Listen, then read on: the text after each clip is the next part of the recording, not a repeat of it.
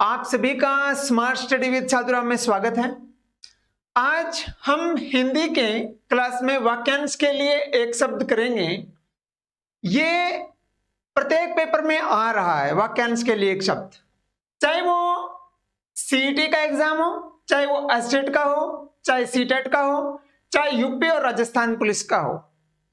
इस एक क्लास में हम कम से कम 50-60 क्वेश्चन करेंगे, जो कि एक क्लास में आपके 50-60 वाक्यांश के लिए एक शब्द अच्छे तरीके से याद हो जाएंगे। तो चलो चलते हैं अपना वाक्यांश के लिए एक शब्द में। देखिए अपना पहला प्रश्न क्या है। पहला प्रश्न है, एक स्थान से दूसरे स्थान पर चलने वाला के लिए वाक्यांश का एक शब्द क्या होगा। एक स्थान से दूसरे स्थान पर चलने वाला। ऑप्शन है अस्तर, जंगम, शस्त्र या स्थावर। देखिए अपना क्या है। इसमें हम देखते हैं कि एक स्थान से दूसरे स्थान पर चलने वाला होता है ना, उसको कहते हैं जंगम। क्या कहते हैं? जंगम। यह तो आपका राइट आंसर हुआ। एक स्थान से दूसरे स्थान पर न चलने वाला पूछे, न चलने वाला मतलब इसका ऑपोजिट है, तो आपका उत्तर आएगा स्थावर। और यदि आपसे पूछे फेंक कर चलाए जाने वाले हथियार, कौन से? फेंक कर चलाए जाने वाले हथियार। फेंक कर चलाए जाने वाले हथियार पूछे तो आपका उत्तर आएगा अस्त्र। चाहे वो भाला हो, चाहे कोई और हो, जो फेंक के मारा जाता हो, चाहे वो पत्थर हो। और जब आपके आए हाथ से पकड़कर, हाथ से पकड़कर चलाए जाने वाले हथियार, हाथ से पकड़कर चलाए जाने वाले हथियार,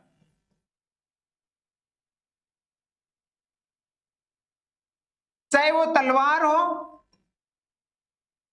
चाहे वो कोई लाठी हो, चाहे कुछ और हो, हाथ से पकड़ा हुआ होना चाहिए।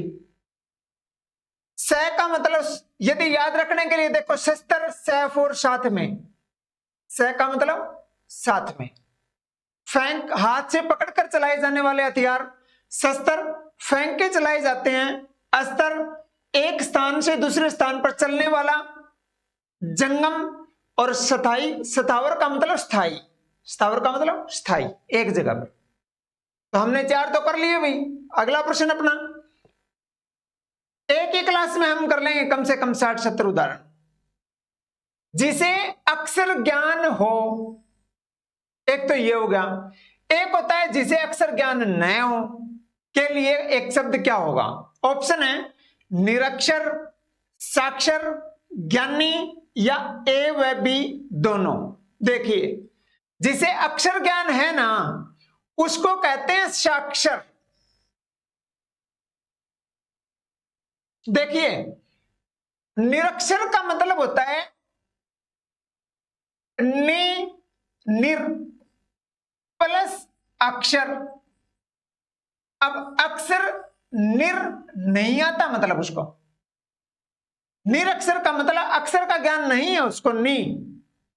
और निरक्षर का मतलब जिसे अक्षर ज्ञान न हो, जिसे अक्षर ज्ञान न हो मतलब जो अनपढ़ है, उसको हम निरक्षर बोलेंगे।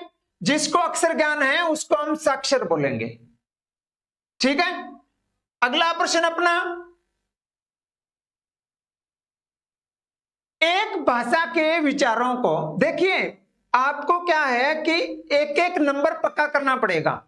चाहे वो एक संधि का हो, चाहे समास का हो, चाहे उपसर्ग का हो, चाहे प्रत्यय का हो, चाहे मुहावरे हो, चाहे आपका उच्चारण स्थान हो। एक एक शब्द आपने अच्छे तरीके से समास पढ़े तो 1 नंबर पक्का। आपने अच्छे तरीके से वाक्यांश के लिए एक शब्द पढ़ा तो 1 नंबर पक्का। इस तरीके से एक एक जुड़ के आपके 100 बनते हैं।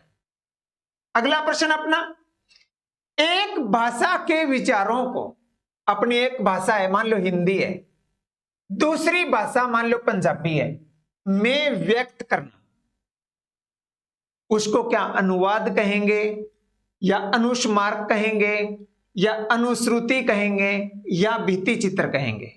तो आप देखिए, एक भाषा से दूसरी भाषा में क्या करते हैं, ट्रांसलेट, और ट्रांसलेट करेंगे तो उसको बोलते हैं अनुवाद। तो आपका उत्तर क्या आया, अनुवाद। आप कहोगे जी अनुस्मारक किसको कहते हैं। हमने मान लो किसी को पत्र लिखा, उसका जवाब नहीं आया, तो हम जो दोबारा पत्र लिखेंगे ना उसको बोलते हैं अनुस्मारक पत्र।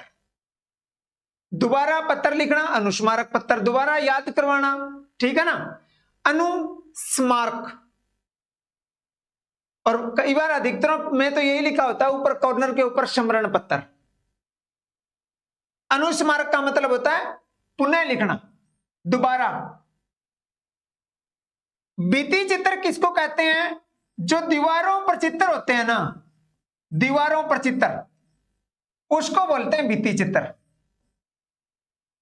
दीवारों पर जो चित्र बनाए जाते हैं उसको बोलते हैं भित्ति चित्र। अनुश्रुति, एक तो होता है अनुश्रुति और एक होता है जनश्रुति।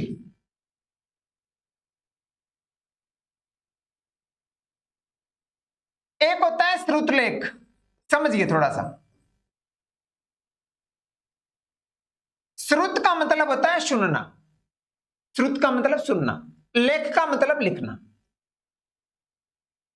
हमारी मैडम ने, हमारे सर ने कुछ बोला, हमने सुना, श्रुत, फिर लिखा। मैडम ने कह दिया वर्ण किसे कहते हैं, हमने लिखा वर्ण किसे कहते हैं, मैडम ने बोला सुना। श्रुत का मतलब सुना, लिखा, लेख का मतलब लिखा। सुना फिर लिखा, उसको बोलते हैं श्रुतलेख।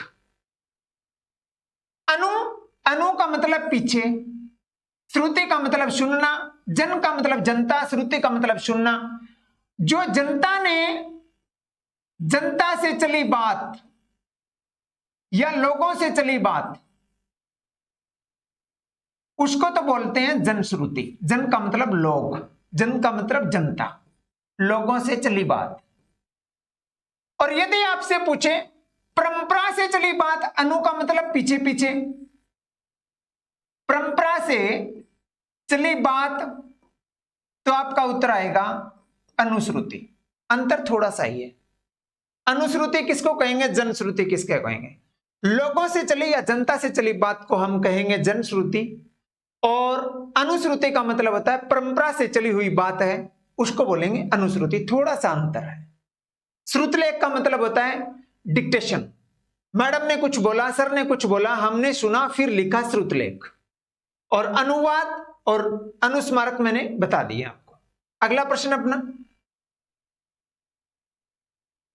जिसका जन्म निम्न वर्ण में हुआ हो, ठीक है, के लिए वाक्यांश के लिए एक शब्द क्या होगा। देखिए अपना ऑप्शन है अंतःपुर, द्विज, अंतेवासी, अंत्यज। देखिए कई बार द्विज ऐसे लिखा मिलता है, द आधा, वी और जय, एक ही बात है, चाहे ऐसे हो चाहे ऐसे हो। इसमें भी द आधा है, वह पूरा है। निम्न वर्ण में जो उत्पन्न होता है उसको बोलते हैं अंत्यज। राइट आंसर क्या है, अंत्यज। अंतःपुर किसको कहते हैं, द्विज किसको कहते हैं, अंतेवासी किसको कहते हैं। जो रानियां महलों में निवास करती हैं,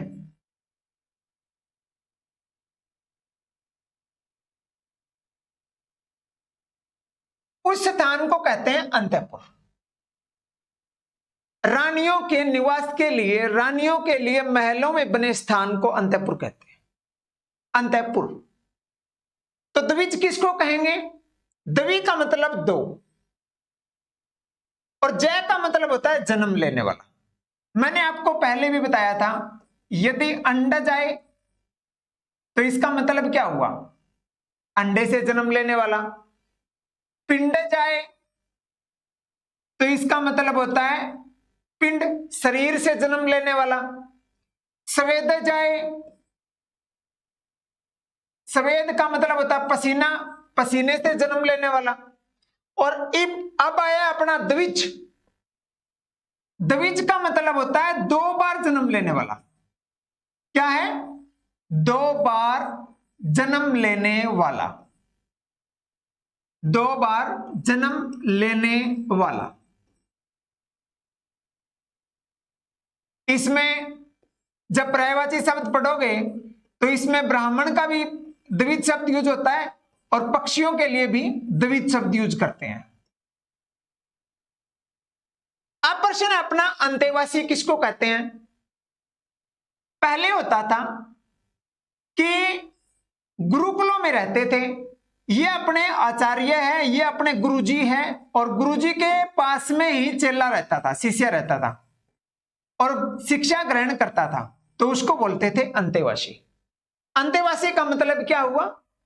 गुरु के पास रहकर शिक्षा प्राप्त करना, उस स्थान को अंतेवासी का मतलब गुरु के पास रहकर शिक्षा प्राप्त करना, अंतेवासी। अगला प्रश्न अपना, जो ऊपर लिखा गया हो के लिए वाक्यांश के लिए एक शब्द क्या होगा? देखिए सबसे इंपॉर्टेंट है, अधिकतर बच्चे गलत करेंगे, मेरे को पक्का विश्वास है 99%। ये 4 ऑप्शन मैंने बड़े सोच समझ के दिए, जो कि दिल्ली का जो एग्जाम हुआ था उसमें ये प्रश्न आया था, तभी मैंने ये उठाया है ताकि आपका भी आगे गलत ना हो। ठीक है, जो ऊपर लिखा गया हो उसके लिए शब्द चूज करना है। रेखांकित, उपर्युक्त, उपरिलिखित, अधो हस्ताक्षरी। देखिए अपना ये क्या कहना चाहता है। रेखा प्लस अंकित, मैंने लिखा राम खाना खाता है, राम खाना खाता है लिखा, और मैंने इसके नीचे क्या लिखा? राम के नीचे अंडरलाइन कर दिया, और ऊपर क्या लिख दिया मैंने? नीचे दिए गए शब्दों में रेखांकित शब्द का चयन करें। रेखांकित का मतलब क्या हुआ? फिर जो वर्ड दे रखा है उसके नीचे अंडरलाइन करना ही रेखांकित है।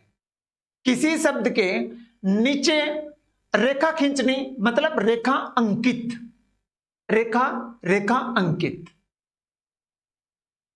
अब जो ऊपर लिखा गया हो अधिकतर बच्चे उपयुक्त करेंगे, जो कि गलत है। आपका राइट आंसर आएगा उपरिलिखित। ऊपरी, ऊपर, लिखित, लिखा गया है। जो ऊपर लिखा गया उसको उपरिलिखित बोलते हैं। आप कहोगे जी उपयुक्त का क्या मतलब हुआ?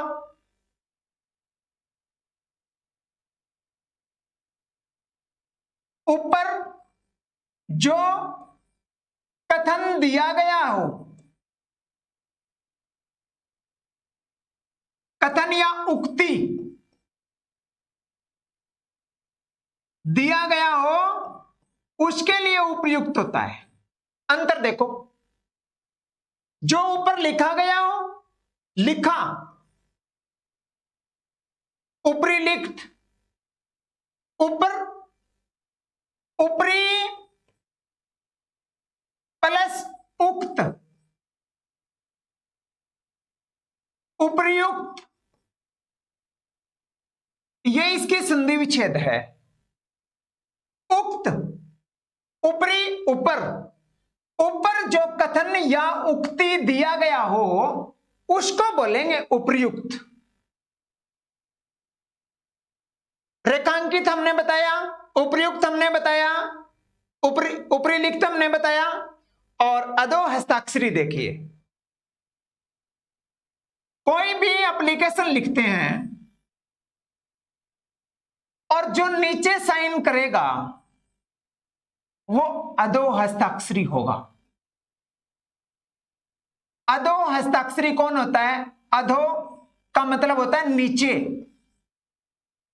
हस्ताक्षरी का मतलब, हस्ताक्षर का मतलब होता है साइन, हस्ताक्षर, और हस्ताक्षरी का मतलब होता है करने वाला, करने वाला। जिस तरीके से मैं आपको एक लाइन बताऊं, जिज्ञासा और जिज्ञासु में फर्क है, इसी तरीके से अधो हस्ताक्षरी और अधो हस्ताक्षर में फर्क है। ठीक है ना। अगला प्रश्न अपना,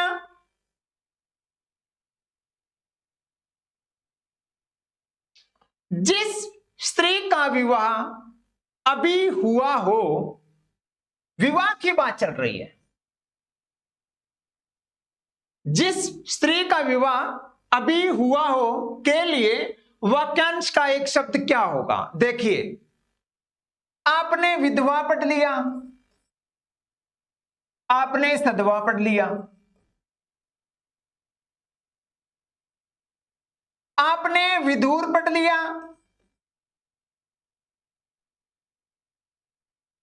ठीक है ना। अब क्या है, विधुर किसको कहेंगे, जिसकी पत्नी मर गई हो, मतलब रांडा।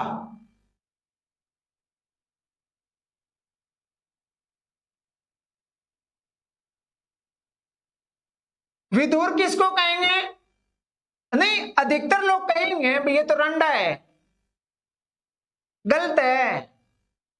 रांडा की परिभाषा ही अलग है। उसमें यह आता है कि जिसकी शादी नहीं हुई उसको बोलते होंगे रांडा। तो विधुर जिसकी पत्नी मर गई हो, विधवा जिसका पति मर गया हो, सधवा जिसका पति जीवित हो, दंपति, दंपति का मतलब होता है पति पत्नी का जोड़ा, पति पत्नी का जोड़ा।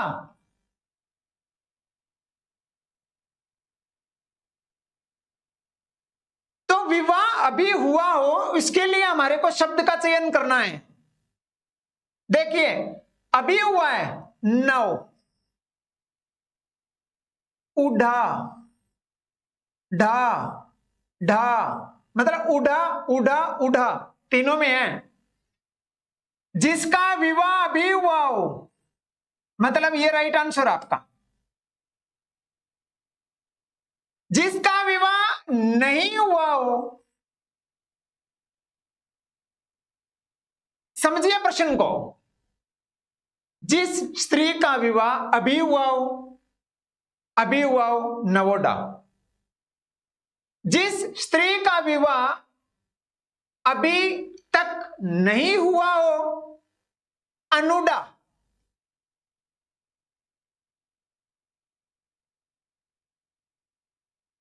जिसके पति ने दूसरी शादी कर ली, दूसरी शादी कर ली, या दूसरी पत्नी ले आया, उसको बोलेंगे अधिउडा। अधि प्लस उढ़ा, नव प्लस उढ़ा, और अनु अन प्लस उढ़ा।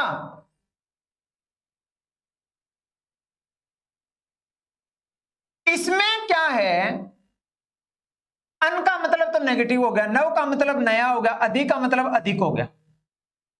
अब तो समझ में आ गया होगा आपके। जोहर क्या होता है, यदि कोई महिला अपनी इज्जत बचाने के लिए आग में कूद जाए, इज्जत, जो आपने सती प्रथा सुना होगा, जो लेडीज अपनी इज्जत बचाने के लिए आग में कूद जाए, उसको बोलेंगे जोहर। जोहर हो गई वो। तो जो आपने सती प्रथा सुना है, जोहर प्रथा, एक ही बात है। अगला प्रश्न अपना, अगला प्रश्न क्या कहता है, जो कभी बूढ़ा न हो। ऑप्शन क्या है, अमर, अजर, मृत्युंजय, जितेंद्रिय। देखिए, आप ये अपने दिमाग में बिठा लो, मेरा टारगेट है आपके ज्ञान में वृद्धि करना, एक एक शब्द को गहराई से समझाना। यदि आपके समझ में आप कहते हो भी सर तो धीरे बोलते हैं, आप अपने मोबाइल में स्पीड बढ़ा लो, स्पीड से देख लो अपना। हो सकता है कुछ बच्चों को ये टॉपिक आता हो, कुछ बच्चों को नहीं आता हो। हम क्या काम करते हैं, हम उस तरीके से समझाते हैं निम्न स्तर से, ताकि किसी बच्चे को ना आता हो हम इस तरीके से समझाएंगे। आता है ठीक है, नहीं आता है तो एक दो कुछ तो सीखोगे। जो कभी बूढ़ा ने हो, देखो, ए मर, ए जर, ए का मतलब नहीं, मर का मतलब जो कभी मरे नहीं।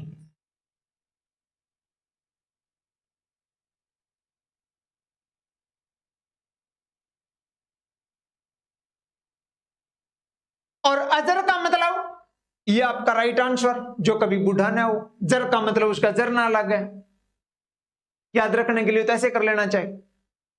मृत्युंजय, जय होता है जीतने वाला। कौन होता है? जीतने वाला।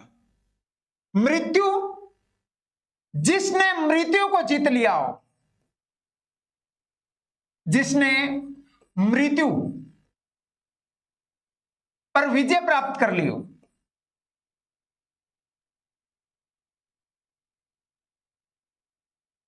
जिसने मृत्यु,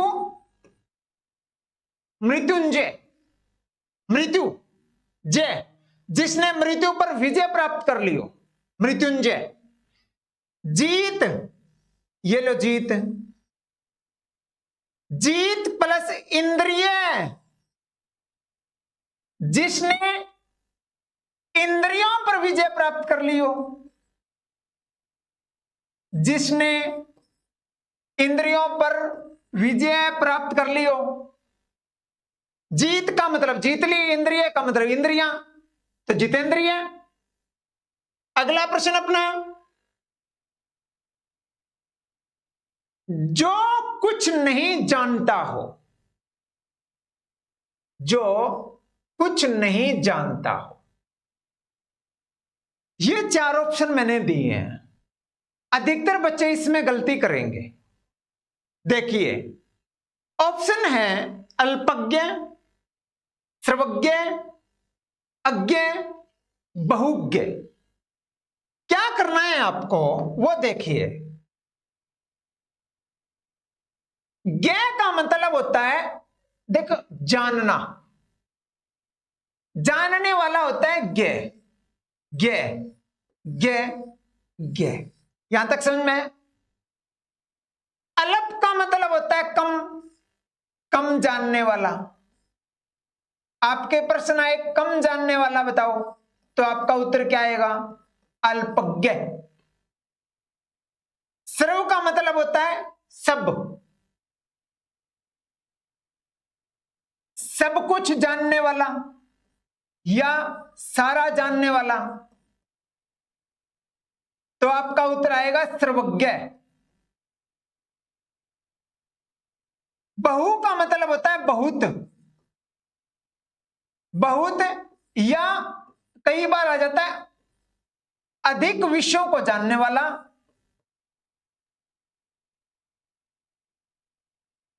बहुत जानने वाला या बहुत विषयों को जानने वाला को कहेंगे बहुज्ञ। हां, यह बता देता हूं, यदि आपसे आए विशेषज्ञ बताएं, तो मतलब होता है एक सब्जेक्ट में पारंगत।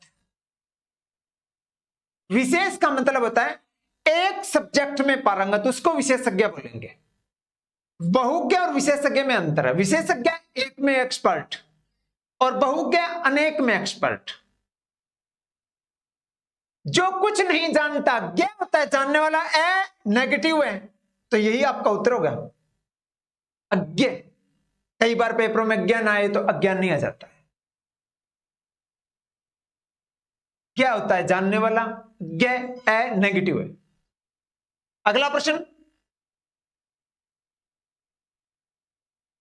निम्न में से असत्य कथन को छांटना है आपको। जो देखने योग्य ना हो, 4 ऑप्शन है, इनमें से एक गलत है, 3 सही है। जो देखने योग्य ना हो, अदर्शनीय, देखने योग्य, दर्श का मतलब होता है देखना। ये आप कह देते हो ना, ये पर्यटन स्थल दर्शनीय है, तो जो देखने योग्य ना हो अदर्शनीय, और यदि हो ना आए, जो देखने योग्य हो तो उसको बोलेंगे दर्शनीय। अंतर कितना आया देख लो, दर्शनीय अदर्शनीय। आगे का विचार न कर सकने वाला, अब देखो दर्शी देखने वाला होता है, दूर का मतलब दूर, दूर की देखने वाला, दूरदर्शी है ये तो। अब दूर की न देखने वाला मतलब दूर आया या आ गया, एक ही बात है। आगे का विचार न कर सकने वाला, अब यदि कर सकने वाला है तो दूरदर्शी आ जाएगा। क्या आ जाएगा? दूरदर्शी। क्या मेरी बात समझ रहे हो आप? दूरदर्शी और अदूरदर्शी, और दर्शनीय और अदर्शनीय में अंतर आ गया ना समझ में आपके?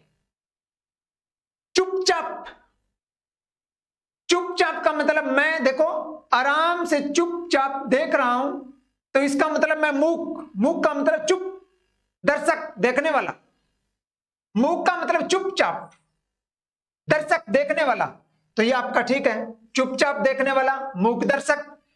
और अधिक बोलने वाला, अधिक बोलने वाला आपसे पूछे, अधिक बोलने वाला, तो आपका उत्तर आएगा बातुन्नी है ये तो, और बातुन्नी ऑप्शन ना आए तो वाचाल ऑप्शन आएगा, वाचाल है, कोई भी आ सकता है, बहुत अधिक बोलने वाला, बातुनी या वाचाल। देखो सबसे इंपॉर्टेंट प्रश्न है ये, सही और गलत में अंतर करने में सक्षम, अंतर करने में सक्षम क्या है?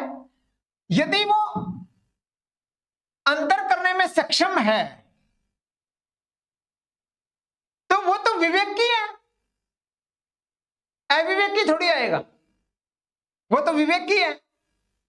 तो देखो सही और गलत में अंतर करने में सक्षम विवेकी,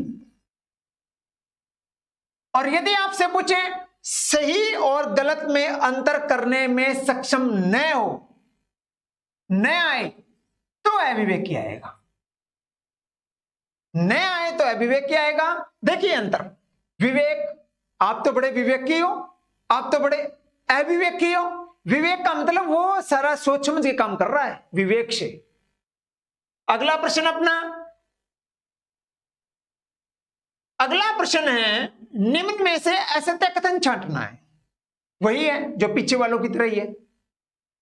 देखो हमने पीछे वाले क्वेश्चन में आपका राइट आंसर ये है, ये गलत है क्योंकि असत्य कथन है, ये सारे सही है, और सही और गलत में अंतर करने में सक्षम आए तो विवेकी उत्तर आएगा, न आता तो आपका उत्तर अविवेकी सही होता। अगला प्रश्न अपना, निम्न में से असत्य कथन छांटना है आपको, जिसके 6 का मतलब कितना होता है? 6 का मतलब तो 6, पद का मतलब पांव तो 60 का मतलब 6 होता है, पद का मतलब पांव, तो ये तो राइट है। जिसके 6 कोण हो, 6 का मतलब 6, कोण का मतलब ये लो कोण, षटकोण, अष्टकोण, ठीक है, तो ये भी सही होगा। एक स्थान पर अनियमित ढंग से लोगों का इकट्ठा होना, मेला, क्या ये सही है? 1 मिनट के लिए सोचो। अपने जीवन पर स्वयं लिखी कथा, आत्मकथा, यह भी सही है। और यदि अपने जीवन पर दूसरों द्वारा लिखी कथा, दूसरों द्वारा लिखी कथा होती तो उसको जीवनी बोलते। आत्मकथा खुद लिखते हैं, जीवनी दूसरे को ही लिखते हैं, लिखते हैं अपने बारे में। हम अपने बारे में खुद लिखें उसको आत्मकथा बोलेंगे, हम अपनी जीवनी कोई और लिखे अपने बारे में कोई और लिखे उसको बोलेंगे जीवनी। एक स्थान पर अनियमित ढंग से लोगों का इकट्ठा होना मेला नहीं होता, भीड़ होता है, भीड़। ये लो, क्या होता है? भीड़। ठीक है, तो हमने ये जो वाक्यांश के लिए एक शब्द करे, मैंने कोशिश भी की और मैं आशा भी करता हूं कि आशा तो ये है कि आप अच्छे तरीके से देखोगे और आपके ज्ञान में वृद्धि होगी और आपके पेपरों में वाक्यांश के लिए एक शब्द का नंबर नहीं कटेगा। और मैंने कोशिश ये की कि आपको आसान तरीके से समझाने की पूरी कोशिश की है ताकि आपके अच्छे तरीके से समझ में आ जाए और आपका ज्ञान स्थायी हो। तो आप अपने ये पसंद आए तो कमेंट अवश्य करना, शेयर जरूर करना, और कोई भी कमी हो तो भी हमारे को इन्फॉर्म करना कि आपकी ये मिस्टेक है ताकि हम आगे आने वाले समय में सुधार कर लें। बहुत बहुत धन्यवाद आपका।